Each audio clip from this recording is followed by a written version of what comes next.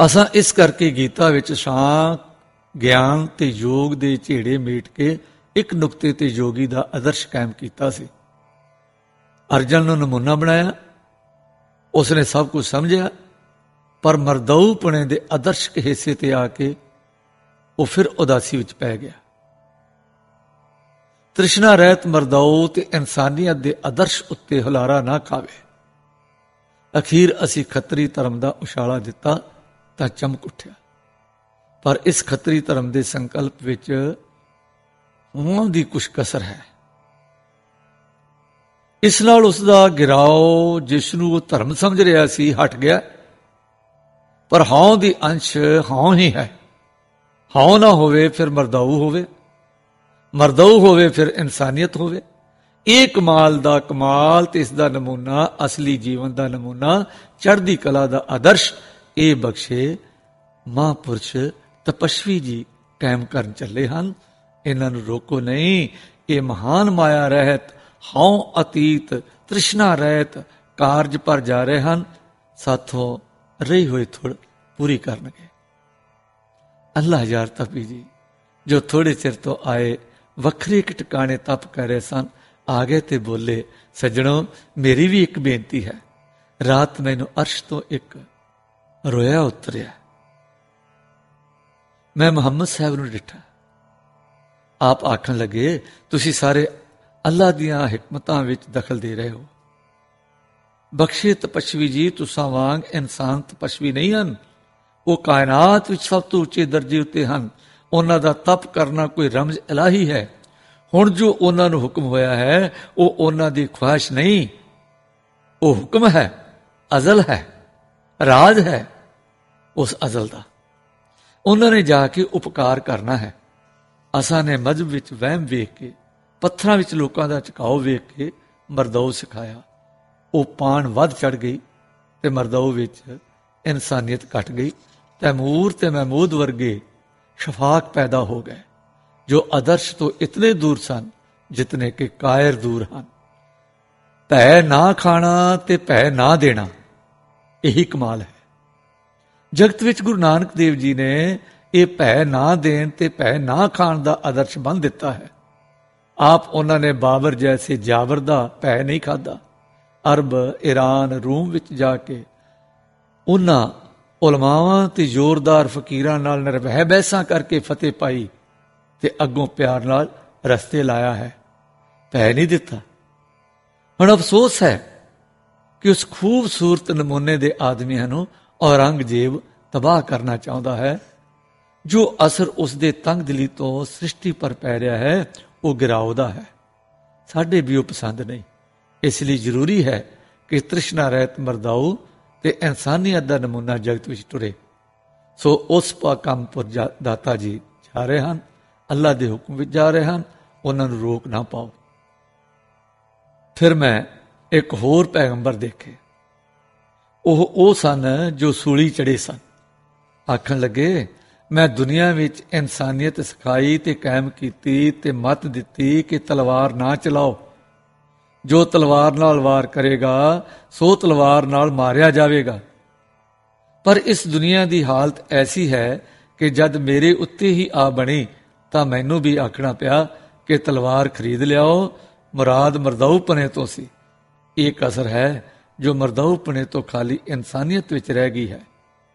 मरदऊ बिना आदर्श सिरे नहीं चढ़ता, पर वो तृष्णा रहत लोड़ींदे लोड़ीए, नहीं तो मरदाऊ जुल्म विच बदल जाता है। शेर जे किसी विधवा दे बच्चे नूं पाड़ खाण लगा है, तुसी बच्चे ते दया करके शेर नूं रोकदे हो। जे वो नहीं टलदा तां उस नूं तलवार नाल रोकदे हो ते बच्चे दी जान बचा लेंदे हो। तां इह मरदऊ तृष्णा रहत मरदऊ है। जे ਇਹ ना हुंदी तां तुसी कायर समझे जांदे। तलवार जुल्म दी ढाल बने, जालम कदी ना बने। प्रयोजन यह है कि जगत विच प्रेम राज कायम होवे, जोर जुल्म दूर होवे। फिर आप आखन लगे कि इन्हां बख्शे तपस्वी जी नूं ना रोको, जान दिओ ये रब्बी हुक्म विच जा रहे हैं। ये हुक्म दे सब तो वड्डे वजा लियाउण वाले महापुरुष हन। सोन मुनि जी कहन लगे ਭਈ ਖਫਾ ਨਾ ਹੋਣਾ, ਮੈਨੂੰ ਆਪਣੇ ਦੇਵਪੁਰ ਦਾ ਭਰੋਸਾ ਹੈ, ਪਰ ਮੇਰੇ ਖਿਆਲ ਵਿੱਚ ਅੰਤ ਸੁੰਨ ਹੈ। ਮੈਨੂੰ ਅੱਜ ਆਪਣੇ ਅਵਧੂਤ ਮੁਨੀ ਜੀ ਦੇ ਦਰਸ਼ਨ ਹੋਏ। ਮੈਂ ਕਿਹਾ, ਸਾਡੇ ਬਖਸ਼ੇ ਹੋਏ ਤਪਸਵੀ ਜੀ ਨੂੰ ਕੀ ਹੋ ਗਿਆ ਹੈ? ਉਹ ਬੋਲੇ, ਜੋ ਹੋਇਆ ਚੰਗਾ ਹੋਇਆ। ਨਿਰੀ ਦਇਆ ਤੇ ਨਿਰੀ ਅਹਿੰਸਾ ਦੀ ਸੋਚ ਇੱਕ ਧੁਰੇ ਦੀ ਪੱਕੀ ਬਾਤ ਤਾਂ ਹੈ, ਪਰ ਇਸ ਨਾਲ ਆਦਮੀ ਹੋਰ ਹੀ ਤਰ੍ਹਾਂ ਦੇ ਹੋ ਜਾਂਦੇ ਹਨ। ਆਦਮੀ ਵਿੱਚ ਇੱਕ ਭਾਰਾ ਨੁਕਸ ਹੈ ਕਿ ਜਿਸ ਪਾਸੇ ਦੀ ਮੱਤ ਦਿਓ, ਬਸ ਉਸੇ ਪਾਸੇ ਸਾਰਾ ਝੁਕ ਜਾਂਦਾ ਹੈ, ਸਭ ਪਾਸੇ ਤੋਂ ਇੱਕੋ ਜਿਹਾ ਨਹੀਂ ਉੱਠਦਾ। ਸੋ ਜੋ ਆਦਰਸ਼ ਜਗਤ ਵਿੱਚ ਹੁਣ ਸੁਖਦਾਈ ਹੈ, ਉਹ ਇਹੋ ਹੈ ਕਿ ਜੋ ਗੁਰੂ ਨਾਨਕ ਦੇਵ ਜੀ ਨੇ ਦੱਸਿਆ ਹੈ, ਭੈ ਨਾ ਦਿਓ ਤੇ ਭੈ ਨਾ ਮੰਨੋ। ਹੁਣ ਉਸ ਆਦਰਸ਼ ਵਿੱਚ ਵੈਤ੍ਰਿਸ਼ਨ ਰਹਿ ਕੇ ਹਉ ਰਹਿਤ ਮਰਦਊ ਅਤੇ ਲੋੜ ਪਈ ਤੇ ਤਲਵਾਰ ਨੂੰ ਢਾਲ ਬਣਾ ਕੇ ਇਸ ਦੇ ਯੋਗ ਵਰਤਾਓ ਦਾ ਤਰੀਕਾ ਵੀ ਦੱਸਣਾ ਹੈ, ਤਾਂ ਕਿ ਮਰਦ ਚੜ੍ਹਦੀਆਂ ਕਲਾ ਦਾ ਮਰਦ ਹੋਵੇ, ਉਹ ਕਮਾਲ ਹੋਵੇ, ਕਾਮਲ ਹੋਵੇ। ਭੈ ਭਰਮ ਵਹਿਮ ਖਿਆਲੀ ਧਰਮ ਫਿਕਰਾਂ ਤੇ ਗੋਰਖ ਧੰਦੇ ਤੇ ਜਰਵਾਣਿਆਂ ਦੇ ਭੈ ਉਸ ਕਮਾਲ ਨੂੰ ਖਾ ਨਾ ਜਾਣ। ਨਿਰਭੈ ਮਜ਼ਬੂਤ ਖੇੜੇ ਵਾਲੀ ਧਰਤੀ ਤੇ ਤੁਰਦੇ ਹੋਏ ਅਰਸ਼ਾਂ ਵਾਲੇ ਗੱਲ ਕਰਦੀ ਹੈ, ਪਰ ਪੂਰਨ ਇਨਸਾਨੀਅਤ ਵਾਲੀ ਬਖਸ਼ੀਅਤ ਤੇ ਕਾਮਲ ਮਰਦ ਦੀ ਸ਼ਖਸੀਅਤ ਹੈ। ਇਸ ਅਰਸ਼ੀ ਮਰਦ ਨੇ ਇਹ ਨਮੂਨੇ ਦਾ ਮਰਦ ਬਣਾ ਕੇ ਦੱਸਣਾ ਹੈ ਤੇ ਹੋਰਨਾਂ ਨੂੰ ਬਣਾਉਣਾ ਹੈ। ਹੁਣ ਵੀ ਤੁਸੀਂ ਇੱਥੇ ਨਹੀਂ ਰਹਿਣਾ, ਇਹਨਾਂ ਦੇ ਨਾਲ ਜਾਣਾ ਹੈ ਔਰ ਤਾਬਿਆ ਕੰਮ ਕਰਨਾ ਹੈ।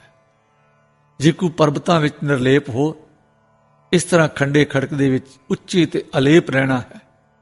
ਜਗਤ ਦੇ ਕੇਂਦਰ ਅਨੰਤ ਤੋਂ ਵਿਛੜਨਾ ਨਹੀਂ।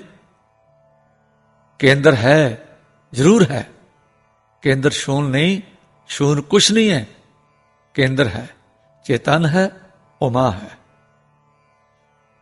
ਬ੍ਰਹਮ ਰਿਸ਼ੀ ਜੀ ਇਸ ਵਾਰਤਾਲਾਪ ਵਿੱਚ ਸ਼ਾਮਲ ਹੁੰਦਿਆਂ ਬੋਲਣ ਲੱਗੇ, ਭਈ ਜਗਤ ਤ੍ਰੈਕਾਲ ਅਨ ਹੋਇਆ ਜਾਣ ਕੇ ਫੁਰਨੇ ਦੀ ਉਪਾਧੀ ਮਾਤਰ ਦੂਰ ਕਰਨ ਲਈ ਅਸੀਂ ਇੱਥੇ ਤਪ ਕੀਤੇ। ਨਾਮ ਰੂਪ ਨੂੰ ਦੂਰ ਕਰਕੇ ਪਿੱਛੇ ਰਹੀ ਇੱਕ ਯਥਾਰਥਤਾਈ ਉੱਤੇ ਟਿਕਣ ਦੇ ਤਰਲੇ ਲੈ। ਅੱਜ ਸਾਨੂੰ ਵੀ ਵਿਆਸ ਰਿਸ਼ੀ ਜੀ ਦੇ, ਫਿਰ ਹੰਸ ਜੀ ਦੇ ਦਰਸ਼ਨ ਮਿਲੇ, ਫਿਰ ਯਾਗਵਲਕ ਜੀ, ਵਸ਼ਿਸ਼ਟ ਜੀ ਮਿਲੇ, ਫਿਰ ਮਰਿਆਦਾ ਪੁਰਸ਼ੋਤਮ ਰਾਮ ਜੀ ਮਿਲੇ, ਫਿਰ ਰਸਗੈ ਕ੍ਰਿਸ਼ਨ ਜੀ ਮਿਲੇ, ਫਿਰ ਦੱਤਾਤਰੈ ਮੈਤਰੀ ਜੀ ਮਿਲੇ। ਗੱਲ ਕੀ ਕਿ ਅਨੰਤ ਦਰਸ਼ਨ ਹੋਏ ਤੇ ਸਭਨਾਂ ਦੀ ਸਿੱਖਿਆ ਦਾ ਸਾਰ ਇਹ ਸੀ ਕਿ ਬਖਸ਼ੇ ਤਪਸਵੀ ਜੀ ਦੇ ਨਾਲ ਜਾਓ, ਰਣ ਤੱਤਿਆਂ ਵਿੱਚ ਤ੍ਰਿਸ਼ਨਾ ਰਹਿਤ ਰਹਿ ਕੇ ਇਸ ਤਰ੍ਹਾਂ ਦਾ ਆਦਰਸ਼ ਦਿਖਾਓ ਕਿ ਜਗਤ 3 ਕਾਲ ਮਿਥਿਆ ਹੈ, ਕਦੇ ਬਣਿਆ ਨਹੀਂ। ਜੇ ਲੂੰ ਪੱਟੇ ਦੀ ਪੀੜ ਵਿਆਕਲ ਕਰੇ ਤਦ ਕਾਦਾ ਮਿਥਿਆ। ਮੁੰਨੇ ਯਾਗਵਲਕ ਤੇ ਮੰਨੋ ਤੇ ਵਿਆਸ ਜੀ ਨੇ ਮੈਨੂੰ ਕਿਹਾ ਹੈ ਕਿ ਇਸ ਬਖਸ਼ੇ ਤਪਸਵੀ ਜੀ ਦੇ ਤਪ ਨੂੰ ਵੇਖ ਕੇ ਨਹੀਂ ਭੁੱਲਣਾ ਕਿ ਜੀਵ ਹਨ, ਇਹ ਤੇ ਗੁਰੂ ਜੋਤੀ ਹਨ ਔਰ ਇਹਨਾਂ ਦਾ ਪਰਮ ਜੋਤੀ ਵਾਲਾ ਸਰੀਰ ਹੈ। ਸਰੀਰ ਵਿੱਚ ਕੇਵਲ ਨਿਵਾਸ ਹੈ, ਪਰਮੇਸ਼ਰ ਨਿਰੰਕਾਰ ਹੈ, ਪਰ ਜਗਤ ਉਤਪਤੀ ਦੇ ਸੰਬੰਧ ਵਿੱਚ ਕਰਤਾਰ ਪਾਲਣਹਾਰ ਤੇ ਸਿਖਾਵਣਹਾਰ ਗੁਰੂ ਹੈ। ਉਸ ਗੁਰੂ ਰੂਪਤਾ ਦਾ ਨਿਵਾਸ ਇਸ ਬਖਸ਼ੇ ਤਪੀ ਜੀ ਦੇ ਵਿੱਚ ਹੈ। ਇਹ ਉਸ ਗੁਰੂ ਜੋਤੀ ਦਾ ਅਵਤਾਰ ਹਨ, ਉਸ ਦਾ ਰੂਪ ਹਨ। ਇਹਨਾਂ ਨੇ ਜਗਤ ਵਿੱਚ ਚੜ੍ਹਦੀ ਕਲਾ ਦਾ ਨਮੂਨਾ ਕਾਇਮ ਕਰਨਾ ਹੈ, ਭਾਵ ਕਿ ਹਉਮੈ ਨਾ ਹੋਵੇ ਪਰ ਮੌਤ ਦਾ ਭੈ ਵੀ ਨਾ ਹੋਵੇ, ਮਰਦਊ ਹੋਵੇ ਪਰ ਤ੍ਰਿਸ਼ਨਾ ਰਤੀ ਪਰ ਨਾ ਹੋਵੇ। ਸੱਚ ਦੀ ਖਾਤਰ ਅਭੈ ਪਦ ਤੇ ਆਦਮੀ ਅਭੈ ਵਰਤੋਂ ਵਰਤ ਕੇ ਪ੍ਰਵਿਰਤੀ ਵਿੱਚ ਨਿਰਵਿਰਤੀ ਤੇ ਟੁਰਨ, ਨਾ ਭੈ ਦੇਣ ਨਾ ਭੈ ਖਾਣ, ਇਉਂ ਜਗਤ ਵਿੱਚ ਬੈਕੁੰਠ ਹੋ ਜਾਵੇ। ਐਸੇ ਬੰਦੇ ਫਿਰ ਜਗਤ ਵਿੱਚ ਖੇਦ ਨਹੀਂ ਪੈਦਾ ਹੋਣ ਦੇਣਗੇ, ਨਾ ਪੈਦਾ ਕਰਨਗੇ। ਸੱਚ ਨਿਰਾ ਸੱਚ, ਬੋਲਣ ਮਾਤਰ ਨਹੀਂ, ਸਰਵਥਾ ਸੱਚ, ਪਰ ਟੁਰਨਾ ਸੱਚ ਹੈ। ਕਿਸੇ ਸੈ ਦਾ ਆਪਣੇ ਅਸਲੇ ਵਿੱਚ, ਕਮਾਲ ਵਿੱਚ ਹੋਣਾ ਸੱਚ ਹੈ। ਹੋਰ ਦਾ ਹੋਰ ਨਾ ਹੋ ਜਾਣਾ ਸੱਚ ਹੈ। ਸੱਚ ਪਰ ਟਿਕਾਓ ਹੀ ਸੱਚ ਹੈ। ਭੈ ਦੇਣ ਵਾਲਾ ਸੱਚ ਨੂੰ ਰੋਕ ਪਾਉਂਦਾ ਹੈ, ਭੈ ਖਾਣ ਵਾਲਾ ਸੱਚ ਨੂੰ ਛੱਡ ਦਿੰਦਾ ਹੈ। ਨਮੂਨੇ ਦਾ ਮਰਦ ਉਹ ਹੈ ਜੋ ਨਾ ਭੈ ਖਾਵੇ ਨਾ ਭੈ ਦੇਵੇ। ਪਰੰਤੂ ਜਗਤ ਵਿੱਚ ਹੁਣ ਇਹ ਨਮੂਨਾ ਕਾਇਮ ਕਰਨਾ ਹੈ ਕਿ ਨਿਰਭੈ ਬੰਦਾ ਲੋੜ ਪਏ ਤੇ ਸ਼ਸਤਰ ਫੜ ਕੇ ਵੀ, ਮਰ ਕੇ ਤੇ ਮਾਰ ਕੇ ਵੀ ਅਭੈ ਪਦ ਤੇ ਖੜਾ ਰਹੇ। ਤੇ ਭੇਦ ਇਹ ਹੈ ਕਿ ਅੰਦਰ ਤ੍ਰਿਸ਼ਨਾ ਨਾ ਹੋਵੇ। ਸੱਚ ਨੂੰ ਸੱਚ, ਸੱਚ ਨੂੰ ਅਬਦਲ ਰੱਖਣ ਲਈ ਜੀਓ ਅਬਦਲ। ਸੱਚ ਦੀ ਖਾਤਰ ਭੈ ਨਾ ਖਾਣ ਵੇਲੇ ਸ਼ਾਸਤਰਾਂ ਤੱਕ ਨੌਬਤ ਜੇ ਆ ਪਵੇ ਤਾਂ ਅਭੈ ਬੰਦਾ ਨਿਰਭੈ ਹਾਲ ਵਿੱਚ ਵਰਤ ਰਿਹਾ ਹੋਵੇ। ਕਮਜ਼ੋਰੀ, ਕਾਇਰਤਾ ਰਸਤਾ ਨਾ ਰੋਕਣ, ਨਾ ਜ਼ੁਲਮ ਧੱਕਾ ਰਾਹ ਮਾਰਨ, ਸੱਚ ਰਹੇ, ਸੱਚਾ ਰਹੇ। ਇਸ ਕਾਰਜ ਲਈ ਤਪਸਵੀ ਜੀ ਨੇ ਜਾਣਾ ਹੈ। ਜੋ ਰੱਬੀ ਰੌਂ ਗੁਰੂ ਨਾਨਕ ਦੇਵ ਜੀ ਨੇ ਹੁਕਮ ਵਿੱਚ ਲਾਈ ਹੈ ਸੋ ਕਮਾਲ ਹੈ, ਪਰ ਉਸ ਉੱਤੇ ਮੂਰਖ ਵਾਰ-ਵਾਰ ਹਮਲਾ ਕਰ ਰਿਹਾ। ਉਸ ਦੀ ਰੱਖਿਆ ਤੇ ਪ੍ਰਚਾਰ ਲਈ ਇਹਨਾਂ ਨੇ ਜਾਣਾ ਹੈ ਤੇ ਗੁਰੂ ਨਾਨਕ ਵਾਲਾ ਕੰਮ ਵੀ ਸਾਰਾ ਉਵੇਂ ਦਾ ਉਵੇਂ ਹੀ ਕਰਨਾ ਹੈ। ਸੋ ਮੇਰਾ ਤਾਂ ਉਸ ਵੇਲੇ ਦਾ ਭੈ ਤੇ ਸਤਿਕਾਰ ਨਾਲ ਮਨ ਭਰ ਰਿਹਾ ਹੈ। ਸੱਚਮੁੱਚ ਜਗਤ ਤ੍ਰੈ ਕਾਲ ਮਿਥਿਆ ਹੈ, ਪਰ ਜੇ ਵਰਤੋਂ ਵਿੱਚ ਵਰਤਦਿਆਂ, ਦੁੱਖ ਸੁੱਖ ਪਾਉਂਦਿਆਂ ਅੰਦਰਲਾ ਅਤੀਤ ਰਹੇ ਤਾਂ ਹੀ ਇਹ ਨਿਸ਼ਚਾ ਸਫਲ ਹੈ। ਹੁਣ ਸਾਰਿਆਂ ਨੇ ਆਖਿਆ, ਹੇ ਤਪਸਵੀ ਜੀ ਆਪ ਜਾਓ, ਆਪ ਮਹਾਬਲੀ, ਪਰ ਵੈ ਤ੍ਰਿਸ਼ਨ ਅਨੁਰਾਗ ਤੇ ਅਵਧੂਤ ਰੂਪ ਰਸਾਲ ਤੇ ਫਿਰ ਰਸ ਸੁਤੰਤਰ ਹੋ। ਆਪ ਚਲੋ ਤੇ ਕਿਰਪਾ ਕਰਕੇ ਸਾਨੂੰ ਵੀ ਨਾਲ ਲੈ ਚੱਲੋ। ਅਸਾਂ ਜਿਵੇਂ ਇਕਾਂਤ ਤੇ ਬਰਫਾਂ ਵਿੱਚ ਆਪ ਦੇ ਨਾਲ ਸੁਤੰਤਰ ਮੌਜ ਮਾਣੀ ਹੈ, ਹੁਣ ਜਗਤ ਜਾਲ ਵਿੱਚ ਆਪ ਦੇ ਨਾਲ ਵਿਚਰਾਂਗੇ ਤੇ ਆਪ ਦਾ ਯਥਾ ਸ਼ਕ ਹੱਥ ਵਟਾਵਾਂਗੇ। ਇਕੱਲੇ ਇੱਥੇ ਅਸੀਂ ਹੁਣ ਕੀ ਕਰਾਂਗੇ? ਇਸ ਪਰ ਬਖਸ਼ੇ ਹੋਏ ਤਪਸਵੀ ਜੀ ਬੋਲੇ, ਸ਼ੁਕਰ ਹੈ ਕਿ ਆਪ ਸਾਹਿਬਾਂ ਦੇ ਸੰਸੇ ਨਿਵਰਤ ਹੋਏ। ਸ਼ੁਕਰ ਹੈ ਕਿ ਆਪ ਮੇਰੇ ਨਾਲ ਰਲੋਗੇ। ਮੇਰੇ ਲਈ ਅਨੰਤ ਵਾਹਿਗੁਰੂ ਦੀ ਹੋਂਦ ਇੱਕ ਸਾਪਰਤਕ ਬਾਤ ਹੈ ਤੇ ਇਸ ਕੇਂਦਰ ਤੇ ਵਸ ਰਿਹਾ ਮੈਂ ਸਦਾ ਸੁਖੀ ਹਾਂ। ਆਓ ਆਪ ਵੀ ਸਾਰੇ ਇਸੇ ਦਰਵੇ ਤੇ ਟੇਕ ਲੈ ਕੇ ਚਲੋ ਤੇ ਅਸੀਂ ਸਾਰੇ ਉਸ ਦਾ ਮਹਾਨ ਕਾਰਜ ਕਰੀਏ। ਬ੍ਰਹਮ ਰਿਸ਼ੀ ਜੀ ਨਿਮਰਤਾ ਸਹਿਤ ਬੋਲੇ, ਆਪ ਹੁਣ ਇੱਥੋਂ ਜਗਤ ਨੂੰ ਚੱਲੋਗੇ? ਬ੍ਰਹਮ ਤਪਸਵੀ ਜੀ ਬੋਲੇ, ਨਹੀਂ ਜੀ, ਪਹਿਲੋਂ ਸੱਚਖੰਡ ਜਾਸਾਂ, ਉਥੋਂ ਪਿਤਾ ਤੋਂ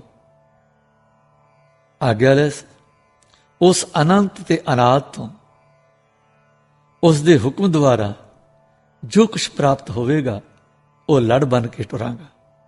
ਮੈਂ ਸੁਰਤ ਨੂੰ ਉਸ ਏਕੀ ਦੇ ਚਰਨਾਂ ਵਿੱਚ ਬੰਨ ਕੇ ਟੁਰਨਾ ਹੈ। ਜਗਤ ਵਿੱਚ ਮਾਇਆ ਪ੍ਰਬਲ ਹੈ, ਲੋਭ ਲਹਿਰ ਨਿਚਰ ਝਾਜਰੀ ਹੈ, ਸਰੀਰ ਗਰਕ ਰਹੇ ਹਨ।